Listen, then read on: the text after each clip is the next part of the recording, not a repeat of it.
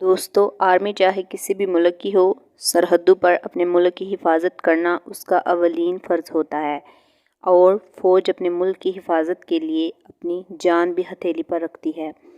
دنیا میں ہر ملک اپنی فوج سے دلی محبت رکھتا ہے اور اس ملک کے لوگ اپنی آرمی پر جان قربان کرنے سے بھی دریغ نہیں کرتے۔ آج کی اس ویڈیو میں ہم آپ کو بتائیں گے کہ پاکستان کے بہت ہی خطرناک اور تیز ترین کمانڈوز کے بارے میں۔ میں اپنے بھائیوں سے گزارش کروں گی کہ علی سرچ پوائنٹ کو سبسکرائب کریں تاکہ آئندہ آنے والی ہر نئی ویڈیو آپ تک بآسانی پہنچ سکے۔ دوستو، پاکستان آرمی میں بہت ہی کم لوگ ایسے ہوتے ہیں جو کمانڈوز بن پاتے ہیں۔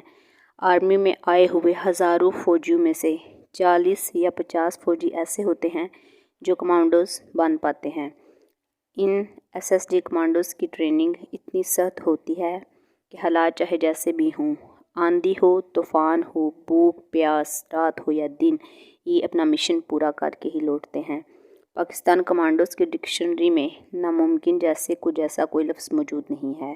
ان کا بس ایک ہی نعرہ سننے کو ملتا ہے: شہادت یا فتح۔ دنیا بھر کی کمانڈو فورس میں پاکستان کی کمانڈو فورس بہت ہی نمایاں پوزیشن حاصل کرتی ہے۔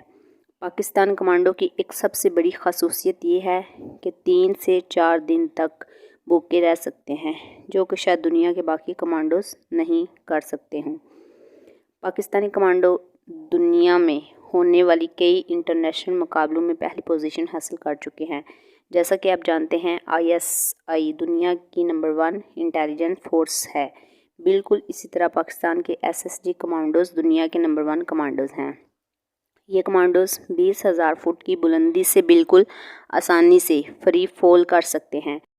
ابھی میں آپ کو دکھاتی ہوں پاکستان کے وہ خطرناک اور ہونہار کمانڈوز جن کے بارے میں جان کر آپ کو بھی اپنے پاکستانی ہونے پر فخر محسوس ہوتا ہوگا۔ ان میں سے سب سے پہلے نمبر پر ہیں کیپٹن روح اللہ شہید۔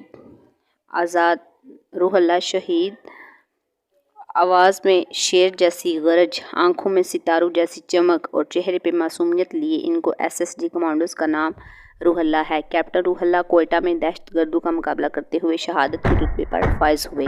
کیپٹن روح اللہ نے 2011 میں پاکستانی آرمی میں اعلیٰ کمیشن حاصل کیا اور یہ 15 بلوچ ریجمنٹ میں اپنی ڈیوٹی سر انجام دے رہے تھے۔ کیپٹن روح اللہ پاکستانی کمانڈو میں نمایاں پوزیشن حاصل رکھتے ہیں۔ دوسرے نمبر پر ہیں کیپٹن عابد۔ اس شیر دل کمانڈو کا تعلق خیبر پختونخوا سے ہے۔ دوستو، آرمی پبلک اسکول کا واقعہ شاید آپ کو یاد ہوگا، جب دہشت گردوں نے اسکول پر حملہ کیا تھا اور کئی معصوم بچوں کو شہید کیا۔ کیپٹن عابد میڈیا پر اس وقت لوگ کے سامنے آئے جب انہوں نے دہشت گردوں کو منہ توڑ جواب دیا۔ یہ پاکستان کا وہ شیر دل ہیرو تھا جو ان SSG کمانڈوز کو لیڈ کر رہا تھا۔ SSG کی کمپنی زرار سے اس کا تعلق ہے، جن کا تعلق پاکستان کی تعداد پاکستان آرمی پاکستان میں تقریباً 300 ہی ہے۔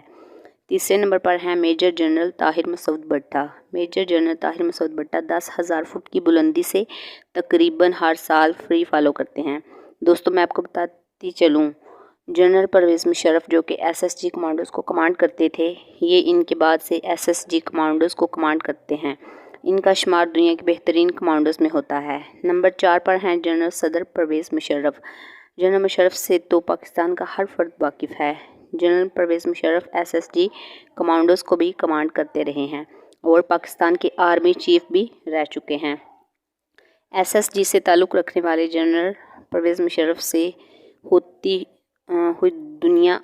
پوری دنیا اچھی طرح واقف ہے۔ بھارت کے ساتھ ہونے والی جنگوں سن 1965 اور 1971 میں حصہ لیا اور دشمن کے دانت کھٹے کر دیے اور کئی فوجی اعزاز حاصل کیے۔ کارگل کی جنگ شاید آپ کو یاد ہوگی۔ بھارت کے گلے میں پھندا ڈالنے والا کوئی اور نہیں بلکہ جنرل پرویز مشرف ہی تھا۔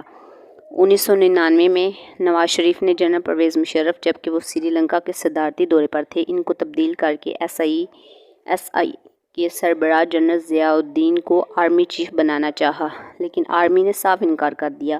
تب جنرل پرویز مشرف نے واپس آ کر نواز شریف کو اپنے عہدے سے ہٹا دیا اور کہا کہ اقتدار پر آپ بیٹھیے۔